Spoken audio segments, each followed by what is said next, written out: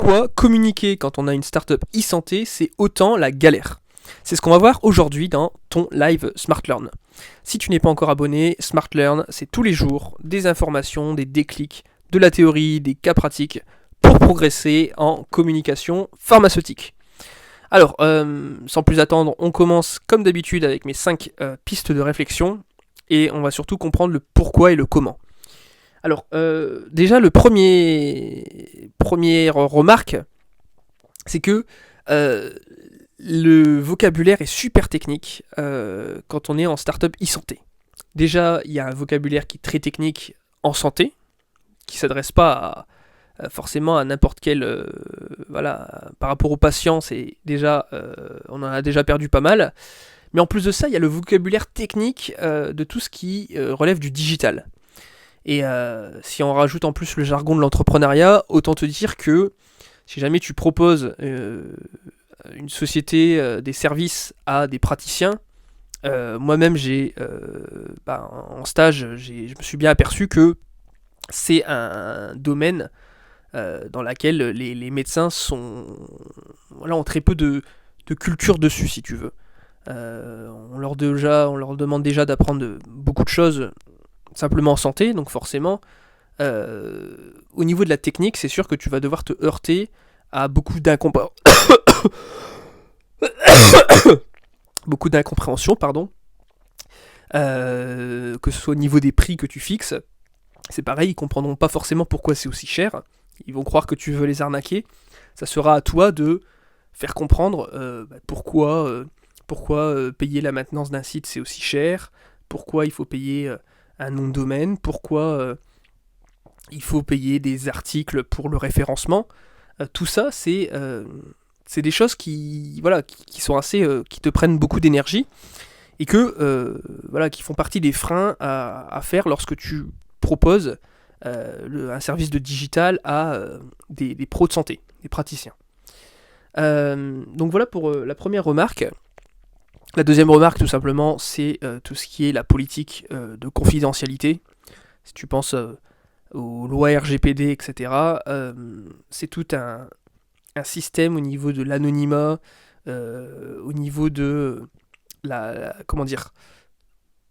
pour faire simple, la façon dont les gens peuvent intégrer tes listes mail, qu'est-ce que tu as le droit de faire, qu'est-ce que tu n'as pas le droit de faire avec leurs coordonnées.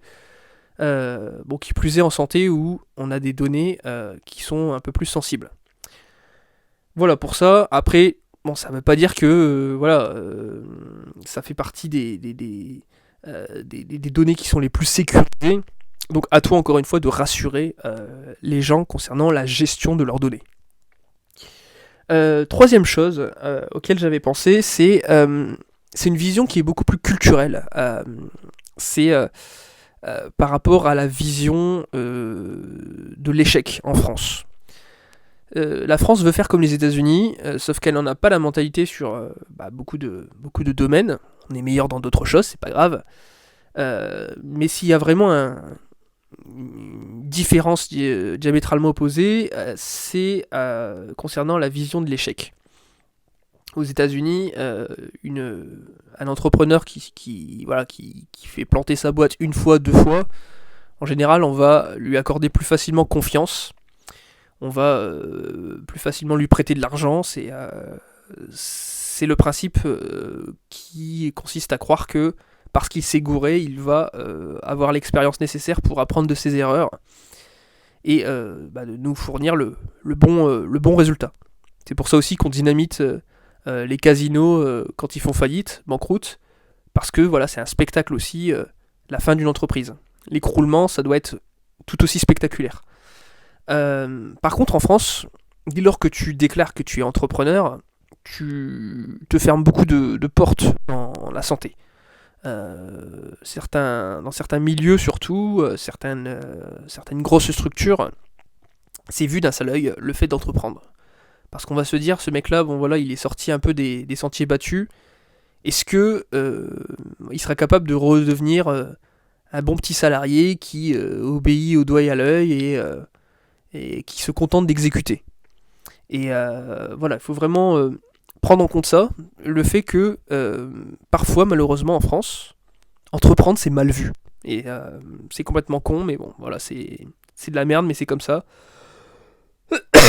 Dès lors où tu prends des initiatives, tu vas forcément braquer des gens. Et voilà, il faut partir simplement du principe que voilà, ça existe, que tu peux communiquer au niveau des volontés d'entreprendre avec certaines personnes, et d'autres personnes qui n'ont pas le mindset, l'état d'esprit forcément adapté à ce genre de proposition. Et donc, avant-dernière remarque, tout ce qui concerne finalement le fait d'être petit par rapport aux GAFAM. Les GAFAM, c'est quoi ? C'est Google, Amazon, Facebook, Apple, Microsoft. C'est des géants du numérique qui ont massivement investi dans la santé depuis quelques années et qui forcément ont des effectifs, des employés entièrement dédiés à des partenariats pour des dispositifs connectés. Tu connais sûrement l'Apple Watch, au niveau de la mesure de la fréquence cardiaque, etc. Bref, tout ça fait que tu peux te sentir un peu écrasé à côté de ces géants, ces mégalodontes.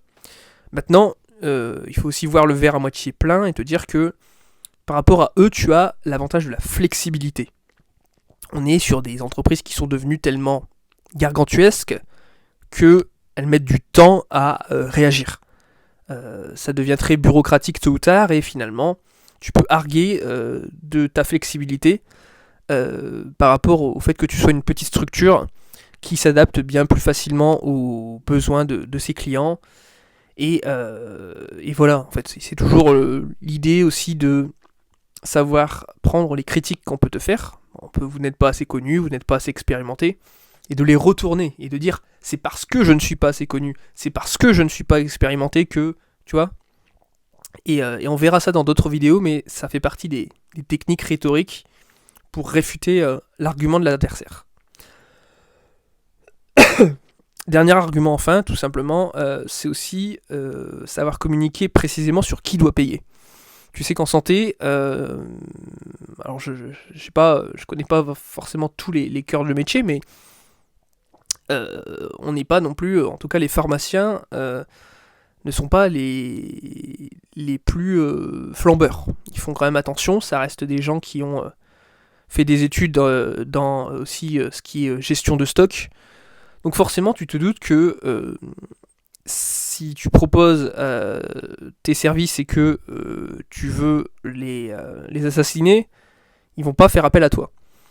Donc voilà, c'est à toi de trouver le bon business model, c'est pas moi qui peux le faire à ta place, mais dis-toi que si tu veux être B2B, et si admettons, tu crées une plateforme, comme j'ai vu entre les officines et les laboratoires, qui doit payer ? Est-ce que c'est les officines ou est-ce que c'est les laboratoires ? Tout ça, ce sont des choix stratégiques à effectuer puis à justifier. Voilà, j'espère que ça t'a plu. Si c'est le cas, mets-le moi en commentaire. Si tu as en tête d'autres sujets que tu souhaiterais que j'aborde. Et puis je te retrouve dans mon canal Telegram, dont le lien d'accès se situe dans le livret SmartLearn, dans la description de cette vidéo. Allez, salut, à très bientôt.